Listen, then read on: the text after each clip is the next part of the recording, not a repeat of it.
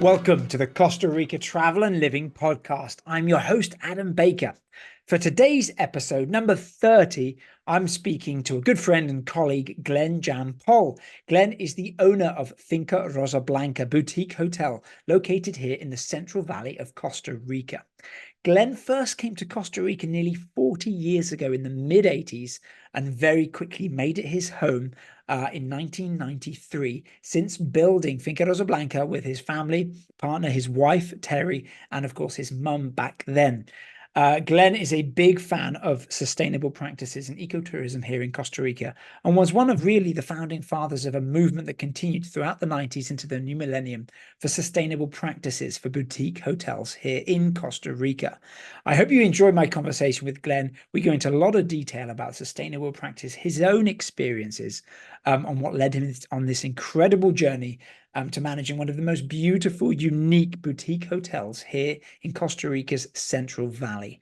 If you're liking this podcast, please give us a thumbs up. And of course, don't forget to subscribe to wherever you get your podcasts so you never miss out on one of our episodes. Without further ado, let's get into my conversation with Glenn.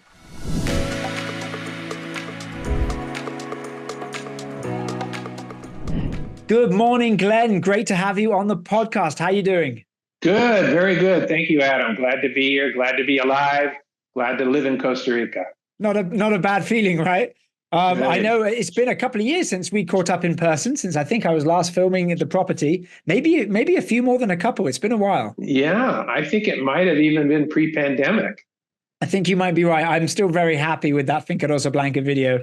I think it came out very nicely, and we certainly have enough of our users, our guests, kind of checking it out. I'll send a link for anybody interested in Finca Rosa Blanca, for sure at the bottom of the description of this podcast. But as ever, to get us kicked off, please explain to all of us how it began. I believe it was over 30, 35, maybe 36 years ago. Why did you come to Costa Rica? How did Hotel Finca Rosa Blanca start? And what initially attracted you to this part of the world as a travel destination and then to live? Well, that's a good group of questions there. Proper intro. Well, both my wife and I were raised in California. I was born in a very Hispanic area, the San Fernando Valley. And we like to travel to places, particularly Mexico, where a lot of that culture was in full bloom all the time and wonderful for us. And we moved to New York, and in 1985, January of 85, we decided to come to Costa Rica. Some surfers that we knew, friends, my wife's brother, who was a rafting guide, said the water, the ocean, everything is phenomenal there. So we went. And an interesting story there. Before we went, obviously there's no internet or fax was like a miracle. If you saw a fax machine, you were like, what? It's actually working. Right. So to get information was not as easy as it is today. I ended up going to the consulate in downtown New York. And when I got there, it was a very hot August day of 1984. I was banging on the door. Nobody answered. I tried the door, it opened, and inside there was this very, regular looking office foyer with beautiful posters of coffee carts and beaches and Costa Rican life. And I was like, hello, hello. And nobody was answering. And I was thinking, this is not a good sign. And finally, the door on the other end of this small foyer opened up, and a guy came out, and he said, "Oh, sorry, I was in my office. I didn't hear you. I'm the Consul General of Costa Rica. My name is such and such. I don't remember now." Yeah. And I explained to him that we wanted to go to Costa Rica, but we needed some information. And he said, "Come into my office." And I walked into his office, and he pulled out these two huge albums of photos of his family in Tamarindo, his kids climbing up some mountains, the family picnicking and in Parcoles. I mean, all of these great pictures of his Toyota Jeep that he was so proud of. And I spent like an hour looking at these amazing photos of Costa Rica.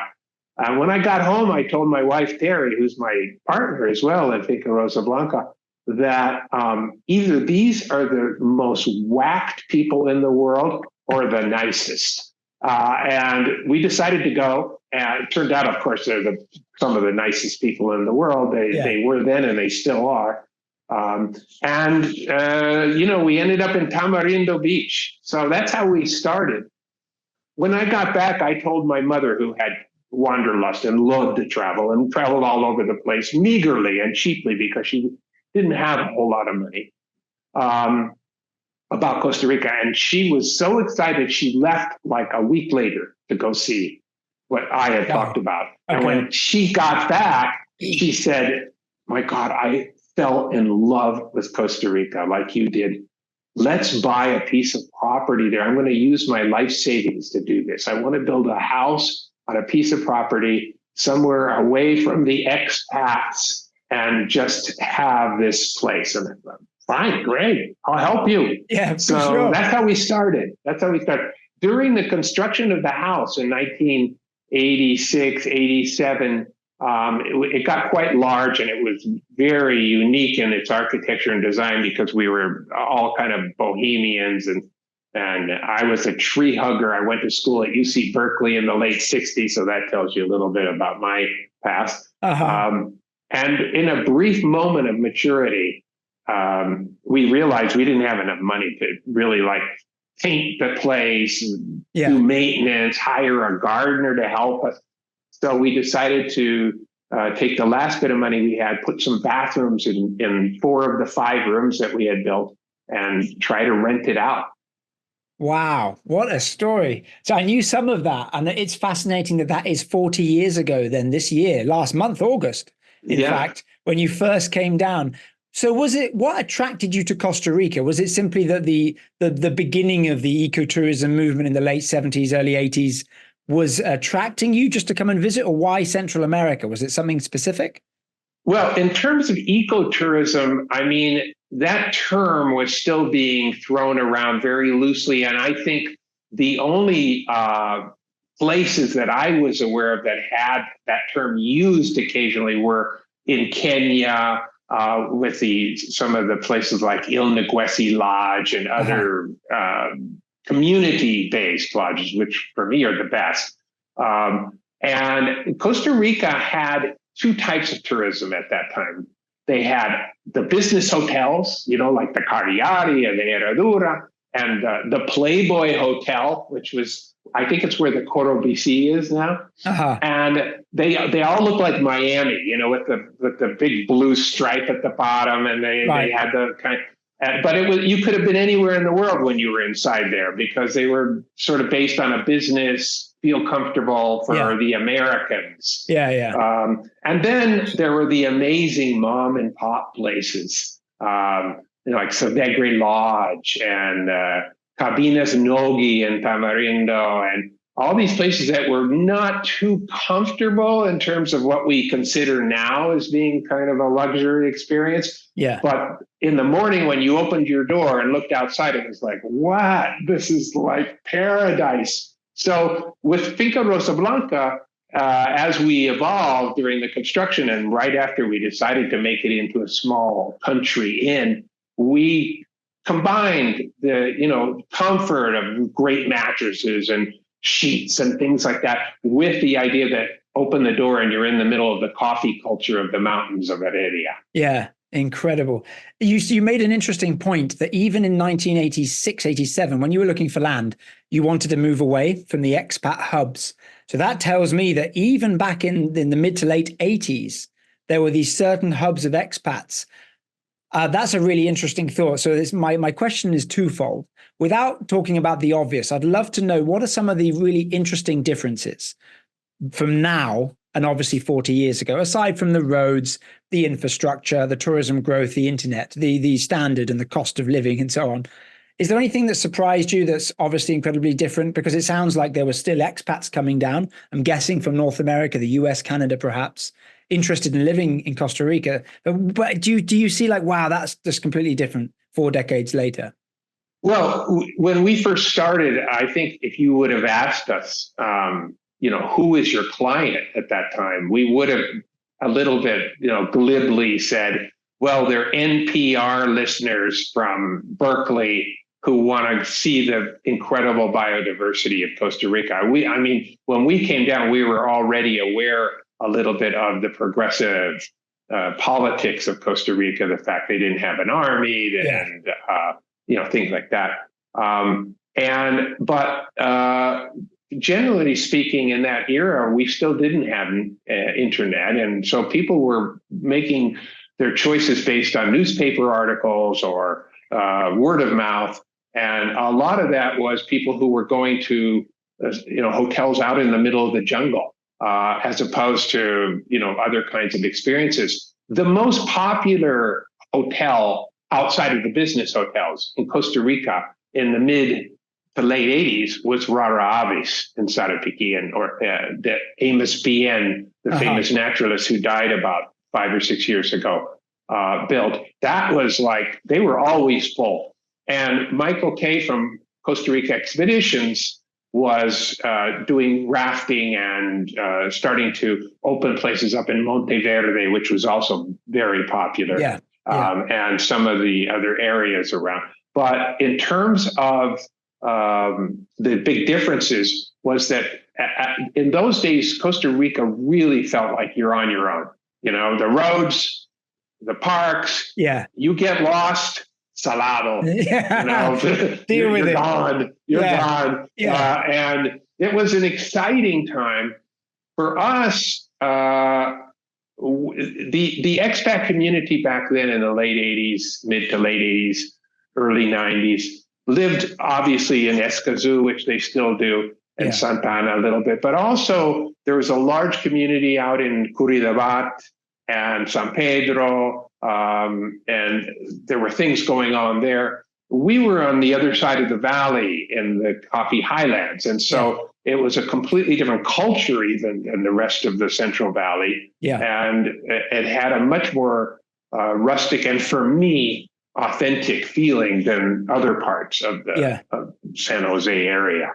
Yeah, no, it's a really good point, and obviously you have still maintained that marvelously. Before we get into the discussion and I start to kind of pick your brains a little bit about sustainable practices and sustainable tourism in Costa Rica, for those listening, can you explain Finca Rosa Blanca, the hotel? So when someone has never been there before, never seen it, what is Finca Rosa Blanca in your words? Well, I mean, it's a very eclectic, small inn. And I'm an artist. My career before I came to Costa Rica was an artist. I'm still an artist. I love to make stuff, and I love the idea of creating spaces that are interesting. And this was a first for me. I'd never had any experience in working in a hotel. My mother was a bohemian who loved to sort of celebrate other cultures around the world through little things and sometimes through bigger design elements. And we just, together with Francisco Rojas, the architect, who was also a little bit whacked like us, we created this place. So every room is completely unique. We didn't use a very pragmatic and efficient, design style, which is put all the bathrooms together, make sure that it was really not cost effective, but it was really fun. And also my father, who my mother had divorced in 1969, so quite a long time ago, was a modernist architect who loved Frank Lloyd Wright. He designed in Los Angeles buildings that had a lot of the modernist, sharp parallel lines. And my mother, being from kind of another realm of the universe, was really like, after that, didn't want any part of the modernist architecture. So together with her, we started creating these like curved windows and rounded corners. And at one point she said she wanted to sleep in the clouds. So we built the top turret up there that has a 360-degree view. And every room was built with the idea that it was kind of a sculpture. It had lots of art stuff built into it. One of the rooms has the bed is held up by a giant stone, and it's called La Piedra, things like that. So the inn is very cozy. Now we have 14 rooms. We had 5 when we started in 1989 as a hotel. Yeah. And but we started, Adam, with the idea of doing the right thing. We didn't know a whole lot about sustainability. That word was barely in use.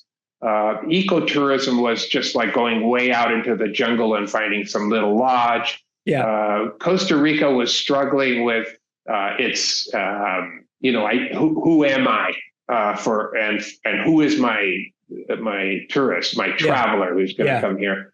But having gone to Berkeley in the late 60s, I often say that because I'm also a coffee farmer, when you went to school in Berkeley in the late 60s, you were really good at like thinking about the environment, and you were really good about growing stuff. And so that combination, when we presented our plans as a hotel, not as a construction, because we had already gotten that, to the ICT, the name of the project is on the plans to planificación is Proyecto Ecoturístico Finca Rosa Blanca, which means Ecotourism Project Finca Rosa Blanca, as you know. Yeah. And the head of planification at that time said, "What do you mean ecoturístico? What does that mean?" And I went, well, for the first time I had to go like, what does that mean? Yeah. Obviously, I didn't know a whole lot about it, and we were recycling things, but after we recycled them and filled up a little bodega we built, we didn't know what to do with it. Nobody wanted to buy it. Yeah. Things like that. So the evolution was going towards a small, cozy place with lots of really comfortable mattresses, linens, artwork, beautiful views, all the aesthetic part, and those same experiences I talked about earlier about coming to a place that's out in the middle of a cultural, wonderfully cultural zone with those great views and paradise in front of you. I was very quickly a fan of Finca Rosa Blanca upon my first visit well over 15 years ago when I was selling vacations as a travel consultant. I remember your website specifically had availability by room, and I could check obviously down to the day, and I would try and sell the rooms that I felt most cozy, that had the best views or the biggest king bed. There's a lot of incredible design in each room. The hot tubs, the master suite is incredible. It's really unlike anything else in the country, and the fact that it's maintained that, I think, is truly special. It did feel for me kind of like, obviously you mentioned it's very much the antithesis of those sharp designs in LA, the modernity. Everything is very organic, very round. But it also feels very cozy, very much like an English inn, close to a cottage, but slightly more open with more light. Highly recommended. I had a great time. And it's really interesting hearing you talk about the terminology of ecotourism becoming, substantial in the late 80s, early 90s. A few episodes ago, I was talking to Barry Roberts, who I believe coined the phrase, in the 70s, and about how it grew. So as we turn this conversation now a little bit more to sustainable practices specifically, was there anything that inspired you, or is it just your background, as you've touched on, about the hotel's operation, and how has it now impacted your business 36, nearly 40 years later with your focus on sustainable practices? Yeah, well, when we started, we didn't have a term for it. And the word ecotourism had been used a lot around Barry Roberts and then Hector Ceballos Lascuen in Mexico, who's an architect who's often cited as the author of that term. It goes way back, actually, into the 1920s. But nobody really knew what that was. Yeah. And it was a combination of various ideas. We all knew that it was something outside the city, non-urban. And later in 1990, the Ecotourism Society was founded through Megan. And we joined with many people from Costa Rica, Michael Kay included, myself.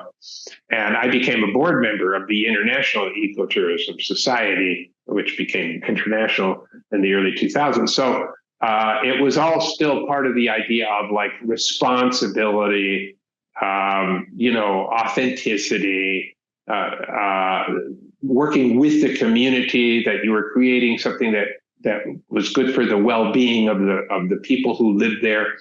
My good friend from Kenya, Judy Kefergona, who's a marvelous human being and one of the best speakers that I've ever heard, once told me, Glenn, a good place to live is a good place to visit. And I always thought that makes a whole lot of sense in a very short, framework. Yeah. But as we discovered more people, we were probably the first small, focused, boutique hotel, let's say, whose niche was based on the idea of not only offering great, unforgettable experiences, but also the idea that what we were doing, we were trying to be responsible. And there were places like Raravis, and a few years after we opened, we met Karen and John Lewis, who were looking for property. They ultimately, of course, landed in Liosa and built Lapa Rios, which was an incredible hotel, and became even better with people like Gustavo Segura and Hans Pfister helping to develop it. And we started closing ranks, and that feeling of doing the right thing was something that was very important to the owner operators, but not necessarily so much to the tourists that came here. And we actually did in the 1995 or 1996, we started doing a poll, an encuesta for our clients on their way out, on a 1 to 6 level, 6 being the least important, 1 being the most important. What did you think of these things? And one of them was our work in sustainability. And for years and years and years, it was always like number 5, number 6. It wasn't a priority for them in choosing a destination. That's changed, of course, a lot. It's moved way up, and now is part of especially the younger generation's must-have list. But back then, it wasn't. So we created this kind of. I think together, Jim Damalis from Seco Mono. I mean, there were many of us who were Brad Johnson from Aguila Leosa, on and on. We created this idea of like unique little lodges that are responsible. And I think that became part of the description in newspapers, magazines, and when the internet happened, we had it on our website. So it became a really important intrinsic part of what we were doing. Yeah, and you make a good point. There is like a small chain at a similar point when you talk about Sicomono, Aguila de Osa, obviously Cayuga's sustainable chain of hotels. You can see the process and the kind of the interlinking and the similarities. And I'm guessing that, like you said, a very similar time frame of which you've grown up with this and adapted to these practices. For some people that don't necessarily know and are interested, can you describe some of these eco-friendly initiatives that you've implemented at the hotel? Well, like many, all of us who are part of the CST, the Certification for Sustainable Tourism, which we started writing in 1995, 96. It was an idea that was started by Barry Roberts. I think originally it was called Green Leaf or something, or Green Note. I think so. And Barry, and the real grandfather of the certification is Rodolfo Lizano from the ICT, although he's often not spoken about or overlooked. For me, he's the single most important person for what happened with the CST. And he invited me as the kind of spokesperson for the private sector because they were beginning with hotels. And we started implementing things that we had already talked about on top of the things that we already started with, which were a lot of environmentally friendly gestures and activities, recycling, not burying our garbage, cutting down on plastic use, using biodegradable cleaning products. We early on installed a water treatment plant instead of a septic system, which was built in Costa Rica, and it works really great. We still have one, very upgraded now, same company. Fantastic. But aside from all the environmental concerns, heating water with solar energy, all of these things that we did, which were also financially sustainable, which is really important when we consider the evolution of sustainability. But we realized that the sustainability was way more than that, which was a step above the rest of the world at the time. When we included all of us that were doing this, and in the CST as well, socioeconomic improvement in our local communities, hiring people from our local community so we could recycle money back into it and create a non-leakage of money coming in. Participating with our community in cultural activities and exchanging and learning from each other about how to do things a little bit better, how to create more efficiently ways of reducing our footprint. In our coffee, when we planted our coffee, we did it organically and started working with many people in the community to help us learn about erosion and things like that. And then probably for me, the two most important elements, one is that anything that's sustainable has to be financially sustainable. So improving the way we did business with all of those tenets we discussed, reducing our usage of garbage and plastic and less garbage, all of that, but also to create a more robust bottom line so that we had money to invest in new projects and continuing. And the second thing is educating and training all of our staff, our clients, our supply chain, which is a big part of the CST and really important.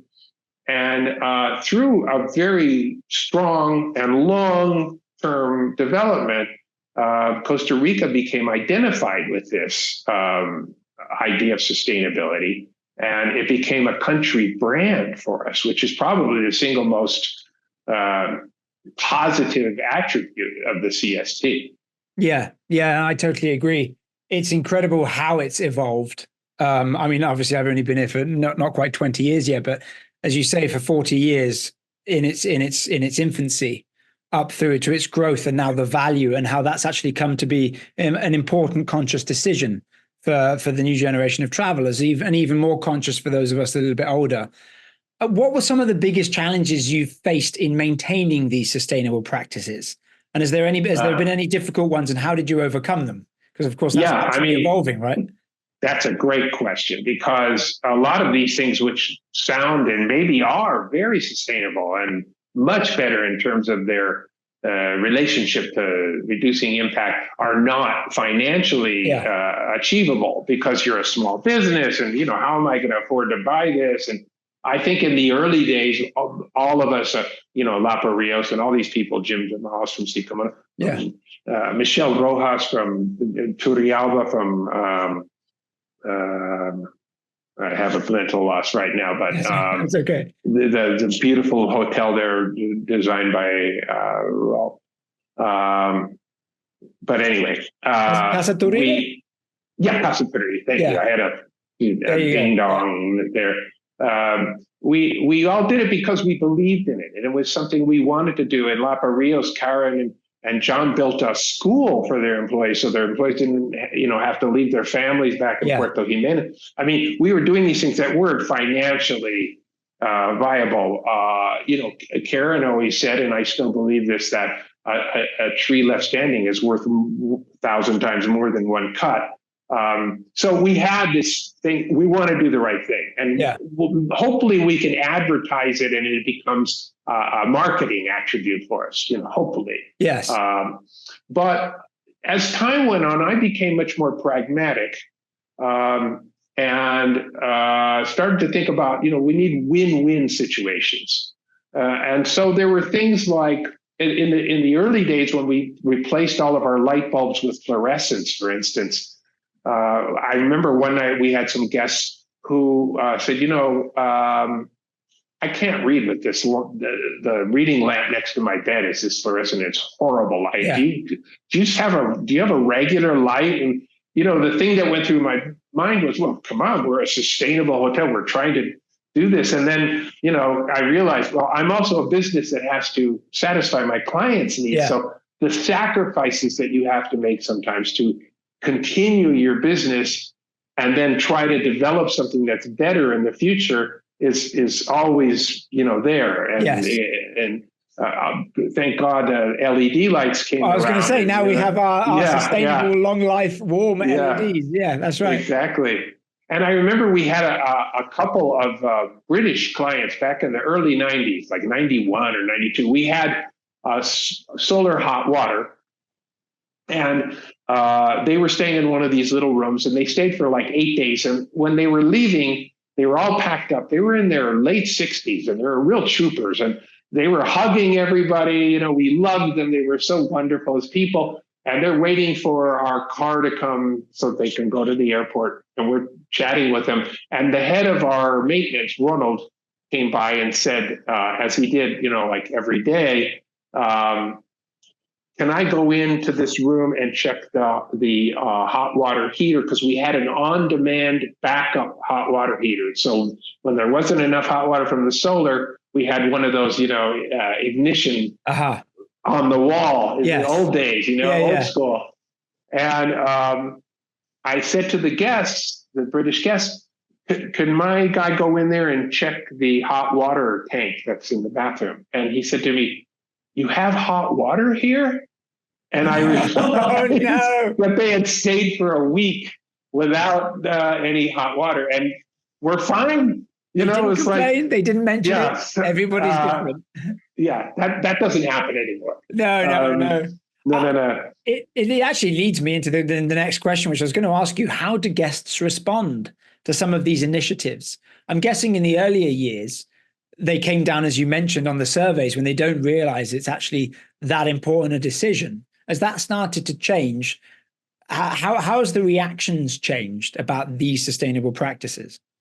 Well, in the beginning, these people who came down were real troopers, and they were attracted primarily, at least from my experiences, to the biodiversity and the friendliness of the country. And so nature was the focus. And they were willing to make a lot of sacrifices to be able to travel around in a country that was hard to get around on. The roads were horrible. Yeah. And but they loved it. It was really an unforgettable experience.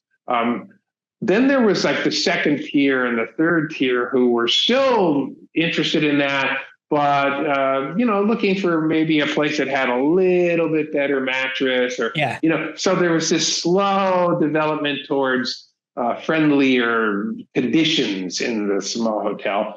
And as that grew and there was this kind of overlap, they became more needy in terms of attributes that a normal hotel in another place might have. And so we had to start working to create better conditions for them so that they sleep well at night and that they were comfortable. Bugs are always an issue. Using poisonous repellents doesn't necessarily work as well. For us, the biggest challenge that we had amongst many was chlorine in the pools. That was something that I had read about. I felt like I was very informed about chlorine, which is a very nasty chemical. Yeah. And at that time, it was destroying the ozone layer and was a very big deal. They were stopping all the fluoride gases in spray cans. And Terry, my wife and partner, had heard about ionization system for cleaning pools. And there was a place very close to us called Agua Manilla that had giant pools where you could go swimming. And they had been using it very successfully. So we somehow got the name and we installed it when we built our pool in 1994. So it worked perfectly. And it still does, 30 something years later. Yeah.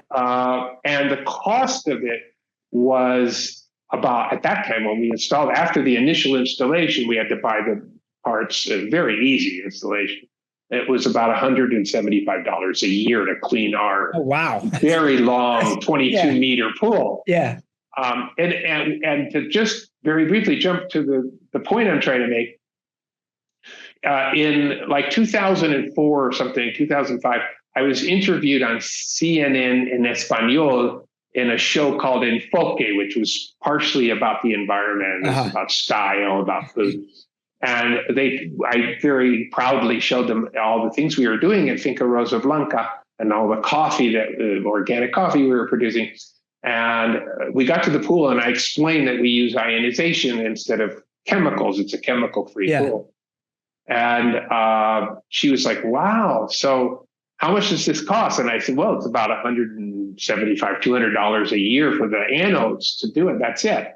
She said, geez, that seems like you've saved a lot of money. And then in my head, in my high school math, I was like, rounded off. And I said, well, I think we saved around $25,000 or $30,000 in not having to buy chlorine. Well, when the show came out, we received a lot of emails like, congratulations, and we want to visit, and blah, blah, blah. Yeah. And almost every single one of those emails at the bottom said, can you send me the address of the place where I can buy that ionization? And I realized it's about the money. That's where all of this comes down to the end. Yeah. The people that are tree huggers, we're going to do it anyway. Yes. But the masses of, small and medium-sized hotels that are looking for a way to be green but don't know how, if you give them a financial positive bottom line to do the right thing, every time they're going to do it. It's not really surprising, right? It's easier when it's benefiting your bottom line. Of course, you're going to be happy to be sustainable, right? It's like, well, I'm green and I'm getting money back. It's a shame that that's the case, but it's undoubtedly true. When you mention it, it makes a lot of sense. It's kind of, again, leads me to a similar kind of question, and you've touched on it a little bit, which is how do you balance now that level of luxury with sustainability without compromising the guest experience? So you've talked about the British couple who didn't know you had hot water for a week, and they just got on with it, but that's not necessarily the case, depending on your price point, right? Yeah, well, it's gotten easier in some ways because there's a lot of peer pressure here in Costa Rica to be sustainable. So there's a lot of available equipment and parts and things that we didn't have before. We had to invent before. Now you can find recycled plastic flooring. We could, things like that make it a lot easier to be green. And the word luxury has always been interesting and a little problematical for me because, there's that luxury which is all marble and granite and gold and, business cards printed in your name when you arrive and, the whole Ritz-Carlton idea of luxury. Yeah. And then there's the kind of luxury where you go to a place and have, you're completely surprised about how cozy and personalized everything is. And even though it doesn't have, the high tech, TV in the mirror when you're shaving in the morning, you have an experience that you've never had before. Is that the luxury, or what is the luxury that people are looking for? Yeah. And in fact, the star system in Costa Rica, which is used all over the world, doesn't really have a lot of impact. Certainly it does for some people, and I'm not going to say that it doesn't, but if any hotel in Costa Rica, when I started, that was over 20 rooms could get 5 stars, but anything under 20 rooms could only get 4. And that was 95% of all the hotels in the country. Still is close to that. Yeah. So people didn't really care about the star system. Do you have drapes? Well, no, I have, Persian blinds that are made out of wood that were, the attributes that you're supposed to have to get 5 stars are ridiculous for some hotels in Costa Rica. Yes. So it doesn't make sense. Yeah, no, I remember learning that lesson quite a long time ago, quite early in my phase working here in Costa Rica tourism. also just the idea of amenities, ticking certain boxes. And again, that idea of luxury, because you have a gym and a spa and a very small pool, I'm going to fit into this little category over here. And I definitely think that's changed a lot. And I think the expectation of the traveler knows that that's changed. We very rarely get asked about defining luxury, or, is this a 5-star property? Is this 4 stars? And again, it says a lot about the kind of clientele, but also where the tourism mentality comes from. And like we're going to talk, I'm going to ask you a little bit in a bit about the eco labels, the certification program, the leaves, about how sustainable you can be with the 1 to 5. And I remember that being something that was implemented. There's a couple of questions I kind of wanted to merge into one. It's really interesting to talk a little bit about how your local hotel benefits the community with your coffee farming, and also how do you go about educating the guests? How do they participate in the coffee experience, for example, to learn about the impacts that you have positively in the local area? Yeah, well, this is interesting. I've always believed and I think it's a major part of what we do in Costa Rica in good guiding, interpretive guiding. We did a poll. We worked in CAI. We did a poll back in the early 2000s, 2005, I'm guessing. I don't remember the date. At the airport for travelers who were on their way out of Costa Rica. And they asked them a bunch of questions. And one of the questions that really popped out for me, I was must have been 2006, because I had just started. I was president of CANAECO. The question was, when you travel, what are your priorities in terms of the things that you must have? And there were a big list of a bunch of stuff. And the number one priority by far, way more than anything else, was good guiding. And that spoke not only about how important guiding is, but to the kind of clientele that we get in Costa Rica, because for some in mass tourism, that might not be of any interest to them.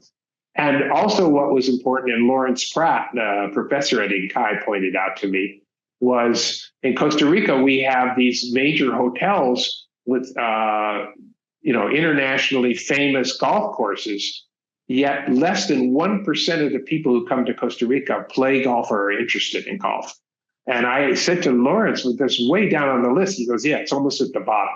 And I said, well, why do they keep building these golf courses? And he said, because their main business, aside from their lodging, is selling real estate. And real estate data shows that a villa or an apartment or a condo that's close to a golf course has a 15% higher valuation than when it doesn't. So they're just using their kind of real estate SEO to do that. But as a person who's involved with sustainable tourism and have dedicated my life to that, I've done a lot of research on that. And most golf courses, the average golf course around the world, requires about 400,000 gallons of water a day to keep it green. Crazy. That's just, unbelievable when you think about it in Guanacaste. Yeah, especially up in, I was going to say Guanacaste, Reserva Conchal, again, big brands, big, the W, the Hyatt, the Papagayo, the Four Seasons, Andaz. Obviously, there's one a bit closer. Los Sueños sees a lot of rainfall anyway due to its location on the Central Pacific, but especially in areas that are a lot drier, it's very anti-sustainable, I guess you would say. And I guess perhaps that's the reason there hasn't been necessarily a new golf course built in the last, well, at least since I've been here, that I could remember in the last 15 to 20 years. Very good point. But to end, the idea was, for me, the education of the client comes down to really authentic guiding, and like all of these great places around Arenas del Mar and La Torre, all these wonderful small businesses have been around for a long time. They know this inside and out, how important this is, and the guys in Costa Rica are phenomenal. I've been in over 50 countries in the world as I'm chair of the Global Ecotourism Network, so I go a lot and get invited a lot to all these countries. Costa Rica's guides are just the best. And I just took that idea with our coffee and said, not only am I going to talk about what we're doing with our coffee and organic coffee farming and permaculture, but also Yeah. about the whole ecology of farming and carbon sequestration in soil, Yeah. and give them a real education. And, it's the most successful tour we offer, and people always love it. And, at the end, they get some what I call pay dirt. They get to have our Yes. coffee and enjoy it. And for us, I it's great because they always buy coffee. I highly, highly recommend this tour. And just listening to you speak and about some of the hotels that we've mentioned when we talk about, again, Si Como No, Lapa Rios, Aguila de Osa, Finca Rosa Blanca, one of the commonalities is the protected land that you guys own and manage and preserve. And you enjoy these guided tours, whether it's Si Como No's wildlife reserve, whether it's walking into the forest, or the protected reserve at Lapa Rios, whether it's the coffee experience of Finca Rosa Blanca. Not only are the guides exceptional, incredibly proud to be teaching you this. They've got a high degree of patriotism. They love sharing their history. It's also incredibly helpful to the local community, those that come in and work there. And yeah, in terms of Finca Rosa Blanca's coffee tour, it's my favorite coffee tour. And believe me, not just saying this, I am a big tea drinker, but the coffee itself is absolutely delicious. So if you are in Costa Rica, check out Finca Rosa Blanca's coffee. The only shame is you guys don't sell it, to my knowledge, at a more, you can't find it unless I'm wrong, unless you're at the coffee farm or at the hotel. No. We do sell it here in Costa Rica through various places. Okay, there you go. Tell me. Online. Many hotels buy our coffee. We've had some really good relationships with small hotels who want to buy sustainable and organic coffee. Uh-huh. The big challenge for us is that there is a major coffee distributor in Costa Rica whose name shall not be mentioned. Yes. Who offers espresso machines, yes, maintenance, everything, yeah. If they sign contracts to buy their coffee, and we can't compete with that. So it's very difficult for a small coffee owner. But we do have a distributor in the United States as well who buys our coffee wholesale and distributes online. So yeah, it's doing quite well. And last year we won 5 first place awards at the World Coffee Challenge for our coffee. Fantastic! Well, congratulations! Of all, it is worth searching out Finca Rosa Blanca coffee. I mean, I really thank you. I can't recommend it high enough. I've obviously done the tour and had the pleasure of doing it with yourself directly.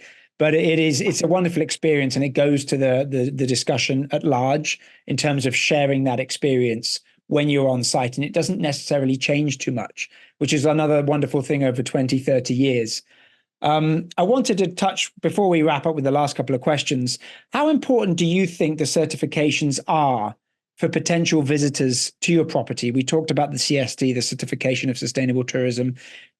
Does it have an influence on foreign interest to benefit the hotel's credibility? Or is it something you had to do as a tree hugger or someone that really believed in sustainability, not necessarily to help the bottom line financially? That's a really great question, and it's probably a topic we could spend half a day talking about. I don't believe that certification is the magic light that helps you with your marketing. It's, in the case of Costa Rica, it's unique. There are very few countries in the world that have anything similar, and certainly none that have anything of the quality of the CST. And what makes it unique is that it's a country brand, country developed, country owned, and it's free. One of the most negative kind of reactions to certifications, which are ubiquitous around the world, is that it's money changing hands, and therefore its credibilities can often be questioned about, how did you really get this certification? How much did you pay? Is it a pay for play? And for those many businesses that do really well, are super responsible and admirable in terms of what they're doing and their successes with sustainability, find it burdensome and a little bit expensive in terms of hiring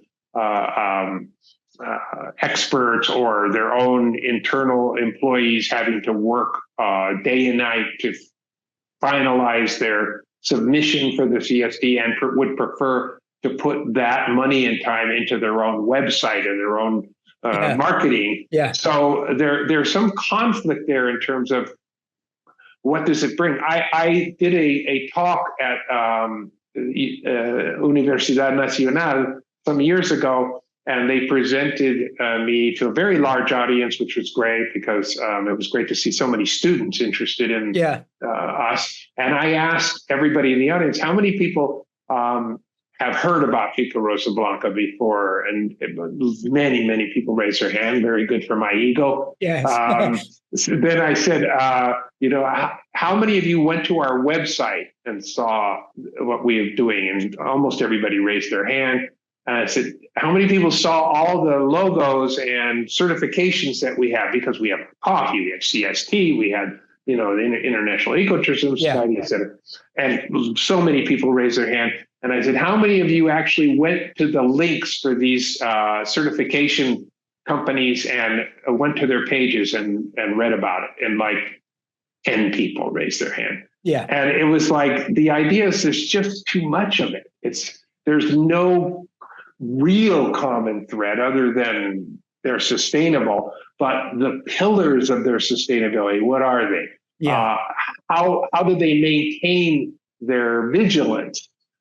They get certified once and then every 5 years. What happens in the next 4 years? There's so many questions about certification that need to be answered. I believe in Costa Rica, it's such a good country brand. And so many people are proud of it here. And there's so many businesses, from rent-a-cars to marine businesses to hotels. It's great. And it's a terrific toolbox in Costa Rica to manage your business because it helps you reduce your footprint. Yeah. So I think it's important, but for the traveler who's coming to Costa Rica, I think it adds some light to what we're doing, but I don't think it has as much weight as I would like it to have, or that people think it does. Yeah, really interesting answer. I think it certainly is not detrimental. It can only be positive, but there does need to be some kind of management and supervision of the consistent. I had an interesting conversation with Gali Maya, founder of Buena Vida Coffee, a few episodes back. We were talking about the constant trouble with greenwashing. When you talk about sustainable practices within the coffee farming industry here, incredibly difficult. Same with the conglomerate equivalent that is here that shall not be mentioned, to try and compete and do it correctly so it benefits the farmer right down to the ground level, to benefit the soil as well. And that's why I thought that's an interesting question when it comes to certification on the hotel side, or at least the tourism side, whether you're a tour operator, whether you're a hotel manager, rental operator.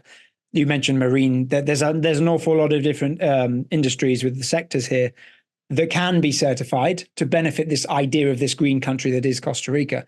But at what point does it become detrimental or overmanaged? So you're just signing a check, or you're just filling in a box and then you just disappear and go, I did it, And that's the difference, right, between someone that's incredibly passionate about benefiting, the country or the world at large in the long term, as opposed to just trying to do it to benefit your margin. And the CST is very potent with that, because in the cases where you might have trolls or people who are legitimately concerned about whether or not you're actually walking the walk, it's very easy to come back and say, yes, we have the evidence for that. Somebody might say, well, geez, you say that you have this water treatment plant, but what does that mean? I mean, who's actually looking at that? And okay, here's the last 2 years of laboratory tests in Costa Rica from the Ministry of Health showing that we had 0 coliforms in our water. Does that help? So the CST is a very potent tool for managing your sustainability but we need to move beyond sustainability into kind of regeneration, into restoration of what we've done in the past. That's the interesting thing. Again, this is another topic, right? Regenerative tourism is the next phase. The next phase, we've gone from ecotourism, sustainable travel, to regenerative through the whole scope as to how it can be beneficial.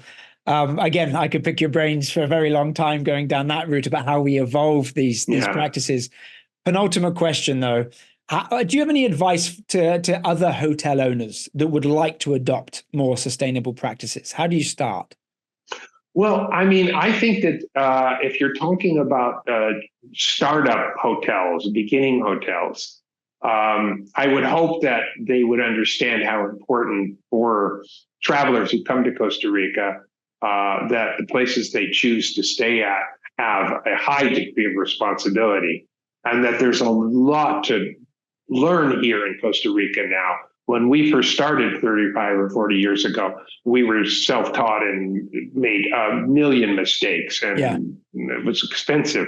Now there's a lot to see and a lot of products out there, from roof tiles to 1 gallon toilets to, whatever you need in between. But I would make sure that they find that right combination between keeping with the theme and the concept of what they're offering with the country's true, authentic concern about protecting the planet and the community that lives here, and indigenous populations, and our carbon footprint. When Oscar Arias had won his second presidency some years ago, he proclaimed that we were going to be carbon neutral by 2021. So, we have a lot of work to do still on that. And I would hope that these newer startup hotels would take in carbon sequestration as a very important focus for what they do. Yeah. No, fantastic insight and really, really good points. Hopefully it continues and it continues to grow. Finally, the big question, what future trends in sustainable tourism are you excited about? What have you seen recently, perhaps, that's new, but especially for Costa Rica? Well, I think Costa Rica is competing a lot with many other countries in terms of beaches and things like the conventional types of tourism. But I see Costa Rica still as a leader in the authentic tourism field, where somewhat 85 or 90% of the hotels in this country are less than 40 rooms. They're still often owner operated, so they get a sensibility. I think the tendency, especially for younger travelers, is to disconnect, not connect. And I remember some years ago, 15 years ago, when people were saying, Glenn, you got to put TVs in your rooms. I mean, I'm sorry, everybody wants it. And I just said, no, I cannot do that. I don't care. And now, of course, we realize that that's totally ridiculous, that you don't need to have that, especially in a hotel that's outside the urban setting. I think, tourism for people who are physically challenged and who are disabled is going to be very, very important in the future. And it's a huge niche as well. So things like forest bathing with signs in Braille, with guides for that.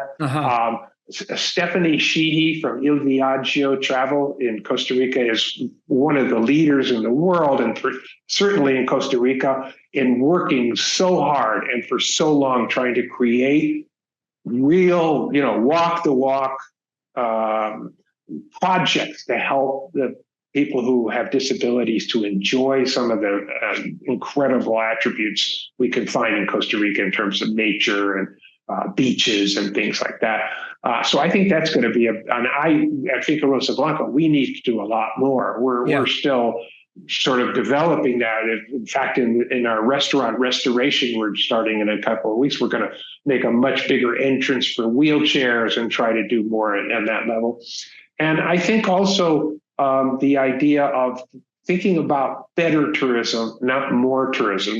There seems to be a tendency around the world, and Costa Rica is no exception, of younger people entering into the world of hospitality and tourism, thinking about numbers, like look at all the people that came to, Cap Cana in Dominican Republic or to Panama City and don't have the information they need to understand that it's about the quality, not the price of the rooms and the quantity of the Yeah. rooms. If you meet or exceed the expectations of your clients, they're going to be really happy and never talk about price. So and come back.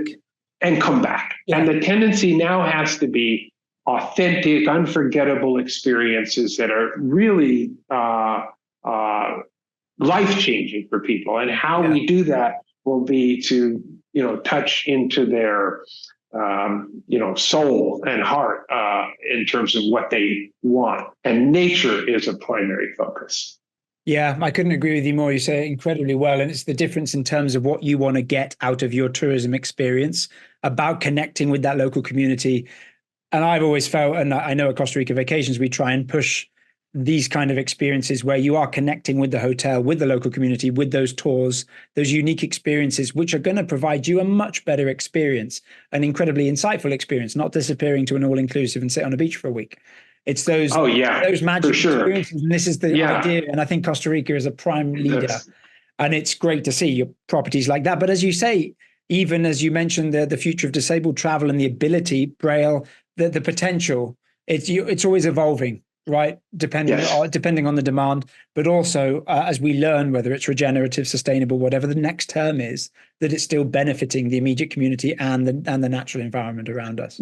Yeah, and just to add to that, and thank you for Costa Rica Vacations for being around for so long as an ally with us, because we've had such a great relationship, and it's always been based on our focus. So just as a side note, thank you. There is a real need for people to sense that their destination is going to meet their expectations and change their lives somehow, maybe subtly, maybe hugely. And that has a lot of effect on the people they talk to in their everyday lives. When we first came to Costa Rica, and you still see it in some rural towns around here in Santa Barbara, it still happens. A week before the presidential elections here in Costa Rica, the families would come with their children, and they'd go through the same exact steps they're going to do a week later to an elected president, where they look for their name on the chart, they go to Sala number 3, they find their candidate of choice, they go to the booth, they mark it. So by the time those kids are 18 and are voting, they're veterans. They know how to do it. They walk, and it brings out the sense of democracy, of participation in the community and in the government. And I think that same feeling is something that we could do here in terms of the tourism experience. That children who come here and young kids who get great interpretive guiding and have experiences where they learn are going to then continue to travel that way. And so I think Costa Rica does a great way of marketing this kind of tourism. Yeah, no, 100%. It's the education and that travel practice. And again, that's our responsibility of parents, right? As we travel ourselves, to pass that methodology, that education on to our kids so that they can be aware of it as well. That's a lovely way to finish, Glenn. Thank you so much for your time. Thank you. It's incredibly insightful. And hey, hopefully next time we catch up, it will be in person and back at Finca Rosa Blanca to get myself back there. You have to come back and stay again, and then we can talk some more about what's going on, and hope to see you all in Finca Rosa Blanca for coffee or for whatever. And thanks again to Costa Rica Vacations for being there with us for so long and such support. Of course. No, absolute pleasure. As ever, I will put your email address and a link to the hotel and our local video for anybody that wants to inquire or reach out directly to you, perhaps regarding anything in terms of sustainable practices at the hotel. That'd be great. Thank you very much, Glenn. I look forward to our next conversation. Take care. Bye. Well, guys, I knew Glenn was passionate about sustainable practices and sustainable tourism in general, but that was an intriguing conversation where I learned a lot. I hope you guys did as well. If you have questions for Glenn, please do find his information in the description box below, as well as all the information you could possibly need on Finca Rosa Blanca Boutique Hotel, including a link to one of the videos that we've done recently. And of course, if you do like coffee, take it from me, this is my favorite coffee in the entire country. As Glenn mentioned, you can find it online as well. So if you want to do some more research or even pick up a bag, do check out the information that we've put below. As ever, if you're enjoying this series, please do give us a like or a thumbs up so you never miss an episode. And if you have questions for us or me, please do let us know in the description box below, and perhaps your comments will help guide us for a future episode. So for me, Adam Baker, for the Costa Rica Travel and Living Podcast, until next time, hasta la próxima.